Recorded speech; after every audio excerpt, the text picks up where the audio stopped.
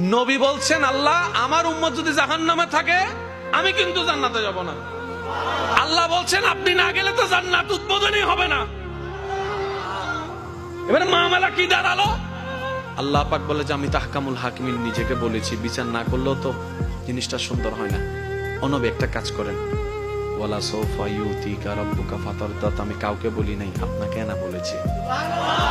আমা আরসালনাকা ইল্লা রাহমাতাল লিল আলামিন, কারো সম্পর্কে নাজিল করি নাই, আপনাকে দিয়েছি। ওয়ালাল আখিরাতু খায়রুল লাকা মিনাল উলা, কাউকে বলি নাই, আপনাকে বলেছি। আর আমি আল্লাহ ভালো করে জানি আপনি হচ্ছেন উম্মতের দরদী নবী। আপনি নিজের জন্য কাঁদেন নাই, সন্তানের জন্য কাঁদেন নাই, পরিবারের জন্য কাঁদেন নাই, নাতির জন্য কাঁদেন নাই, যত কেঁদেছেন জীবনে সবকিছু উম্মতের জন্য।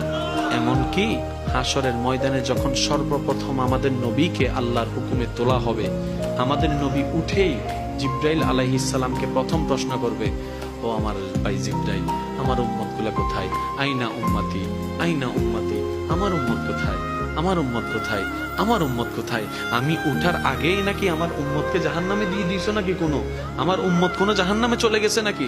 জিব্রাইল বলবে, ইয়া রাসূলুল্লাহ, প্রথমেই আপনাকে তোলা হয়েছে, এখন আর কাউকে তোলা হয় নাই, প্রথমেই আপনি উঠেছেন।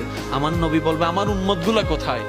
জিব্রাইল বলবে, ইয়া রাসূলুল্লাহ, এখনো তারা উঠে নাই, উঠবে একটু পরে। নবী দৌড়াই চলে যাবে আল্লাহর রহমতের দরবারের দিকে। সিজদায় যে পড়বে একটাই কথা থাকবে, রব্বি হাবলি উম্মতি, রব্বি হাবলি উম্মতি।